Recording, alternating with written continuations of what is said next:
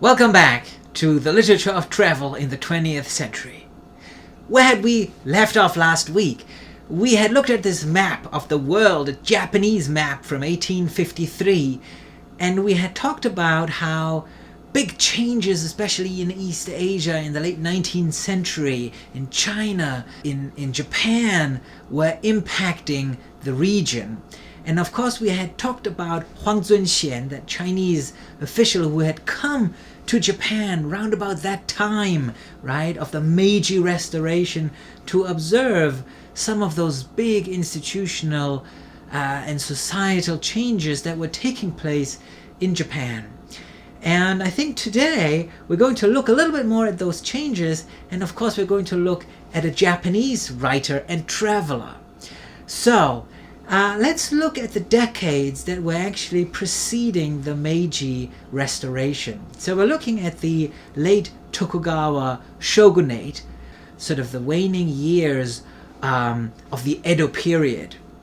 So the Edo period then is a period of feudal rule, feudal military government in Japan. It lasted from 1600 to 1868, and that by a lot of standards had actually been a very successful reign over the country. It had unified the country largely. It had pacified Japan after a long period of civil war. It oversaw a period of tremendous economic and cultural flourishing.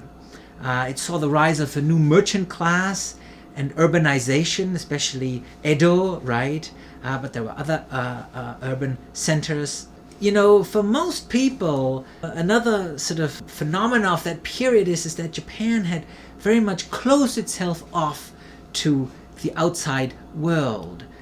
Its neighbors in East Asia, but also really the outside world, to Western powers who since the 17th century sort of had started to penetrate into East Asia. There was one place in Japan, in southern Japan, the city of Nagasaki, where contact with foreigners had continued. So there was trade with China, and there was actually a Chinatown in Nagasaki, quite a sizable Chinese community. And the Dutch had been granted trading privileges, and there was some exchange scholars who brought essentially Western learning to Japan, medicine, some sciences, social sciences. And that actually increased in the early mid-19th century as that threat from the West became ever more apparent. Ever more Westerners pressed the Japanese to open the country. The Russians did so, the English, the Americans. And it's not that the Tokugawa shogunate was completely blind to that. They were aware of that challenge. They were maybe somewhat slow to respond, but they actually did respond. They even sent some Japanese abroad to study abroad in the West. But, that change maybe was too slow to come. And when Commodore Perry arrived, right, in the 1850s with the famous black ships, that really brought the threat that the West posed, and maybe the inevitability of change, and maybe even fundamental change, a regime change, really home to a lot of progressive factions in Japanese society, progressive samurai factions in Japan. You have a woodblock print here that sort of is a depiction of that urban life, flourishing urban life during the Edo period, and then you have a lithography of Perry's fleet in Edo Bay. Now, I mentioned earlier that the contact with the West became almost inevitable. There's another great travel book that I'm sure you're all familiar with, Moby Dick, right? The Hunt for the White Whale. And a lot of that whale catching that the Americans were engaged in actually took place off the coast of Japan, or near Japan. So whalers wanting to stop over in Japan to refill their supplies was actually another source of that contact with the West and the desire from Western nations for Japan to open up to those kind of exchanges. This contact then with Perry, right, the arrival of the black ships because they were black and they had the funnels, right, there were these steamships, and I'm going to get back to that in a minute. In 1858 leads to the Treaty of Amity and Commerce between the US and Japan, which led to the opening of several Japanese ports to trade and granted certain exterritorial rights to Americans, and that was later extended to other foreign nations as well, to Russia, France, Britain, the Netherlands. And these treaties were sometimes also referred to, especially by the Japanese, as the unequal treaties. And they were actually very similar to those treaties that the British and the French had forced upon the Chinese, right, at the end of the Qing dynasty in the wake of the Opium Wars, right? So in Japan, these unequal treaties again caused a lot of resentment amongst certain layers of the population, the more progressive groups of the population that sort of started to challenge the Tokugawa shogunate. So this growing distrust then in the Bakufu's inability to weather this new crisis leads to essentially a coup d'etat by a group of progressive samurai from the Satsuma and Choshu domains, leads to the Meiji Restoration of 1868. Now what is interesting is that incidentally the threat posed by the West and its perceived superiority in terms of technological and military terms, and not just perceived, also real of course, was probably made tangible to the Japanese by way of the two objects that we spent a considerable amount of time talking about last week, right? And that came to define modern travel, the steamship and the steam train, right? So Perry, of course, arrived with his black ships, right? These steam-driven pedal steamers. And on his second visit, Perry actually brought a miniature train to Japan, which sort of frightened and amused and, also awoke the curiosity of these Japanese officials. And in a way, it was a train that would probably become the symbol of Japan's modernization. So the Japanese really embraced the steam train, both, in Meiji period. Later on, the invasion, we'll talk about that in a couple of weeks. Invasion of Manchuria really happened by way of, the expansion of the railway lines. And of course, even in the post-war period, the Japanese were the first to have these high-speed trains, the Shinkansen, right? So the train, in a way, is a really, really powerful symbol of modernity and modernization in Japan. And it probably all started with that little miniature train that Perry brought to Japan. Now, of course, some of these challenges that Japan had faced and in a way had, embraced, had been described by Huang Zunxian, right, in his poetry. We had looked at this excerpt from this Song of Cherry Blossoms, right? And the giant waves surged eastward from foreign oceans, terrifying Japan's dragons, ghosts, Buddhas, and gods, right, of the Tokugawa shogunate, maybe. Powers of Europe grew stronger every day, overcoming the black slaves and the yellow race bit by bit, right? That encroachment, that imperialist encroachment. Poison fog of opium spread across the vast seas, but we, the Chinese, closed off our country, slept like dead men. One day cannons roared from foreign men of war, rudely waking the people from sweet cherry blossom dreams. So the Japanese are awoken, right, by cannons and those ships and those steam engines. And then, of course, Huang Zunxian closes this by saying, and it's the Chinese know nothing of recent history, whereas the Japanese, right, the Japanese really have embraced this. Now, the sweeping institutional changes then of the Meiji era, which really, in a way was essentially a revolution.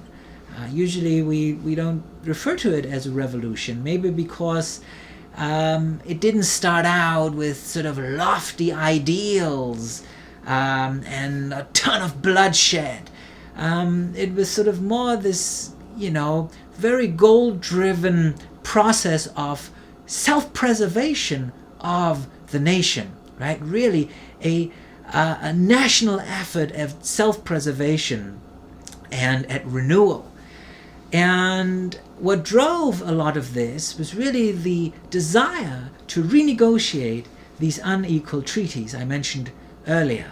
And that required institutional change to bring Japanese practices and law enforcement and commerce and policing and military matters in line with Western standards, so that Western nations would essentially feel comfortable renegotiating these treaties because they perceived of Japan as an equal, right? So institutional reform then, industrialization, social change was really wholeheartedly embraced. But it didn't happen overnight. It really took several decades of this concerted effort. And it really was the result of pragmatic, often painstaking effort of trial and error. Now, during these early decades, several foreign advisors were invited to help with this big project of modernization, to modernize law, education, military, and medicine. Very important for our class today. We'll return to that. That's why I highlighted it. And there are a lot, especially at the early period, hundreds of them. They're usually referred to as oyatoi gaikokujin, foreign hires. Here you have one very important on a Japanese stamp.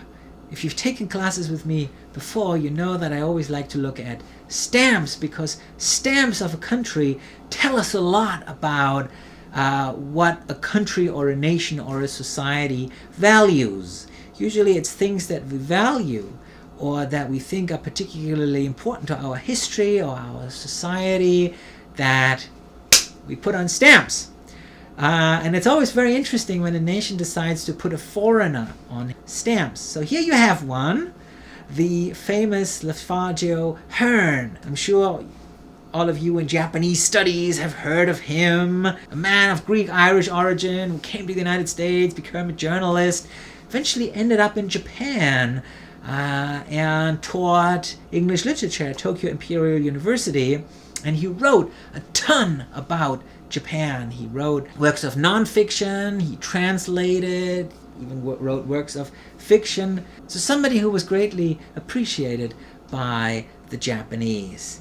Now in the 1880s, Germany, the new Germany that essentially had been established in 1871, the United Germany, this rising power of Europe, and the US, another relatively young and rising nation, began to show sympathy toward Japan's desire to revise these unequal treaties that had been forced upon them by the Americans, right? But the Americans essentially had a change of heart. For the Germans, it was probably more because there was a growing competition between Germany and the British and the French when it came in terms of imperialism. So Japan sort of finds an ally in Germany. And this leads to more and more cooperation and exchange in terms of diplomacy, architecture, academia, very important military matters, and also modern medicine. Again, both of these, military matters and modern medicine, very important for our class. You will shortly see why. Now, before we turn our attention to that exchange between Japan and Germany in the 1880s, I want to say one more word about what else is happening. So meanwhile, Japan is being increasingly objectified by Europeans, writers, scholars, through narratives that increasingly exoticize and orientalize Japan and perpetuate imperialist and male fantasies about Japan as being delicate, feminine, ready to be conquered, owned, exploited, and abandoned. And maybe the most famous example of this is a very, very well-known French novel called Madame Chrysanthème from 1887 by a French writer and naval officer called Pierre Loti. And this work is in a sort of autobiographical journal slash novel slash travelogue about this naval officer's temporary stay in Nagasaki, where he purchases a Japanese bride named Chrysantheme, Kiku-san, and whom he then abandons. And this was hugely popular in France. It ran through 25 editions in the first 5 years. It was translated into every European language. It became the model for Puccini's famous opera Madame Butterfly. And even in a way, the Broadway musical Miss Saigon is based on this novel. So you can see how lasting the effects of this novel and these European narratives about Japan were.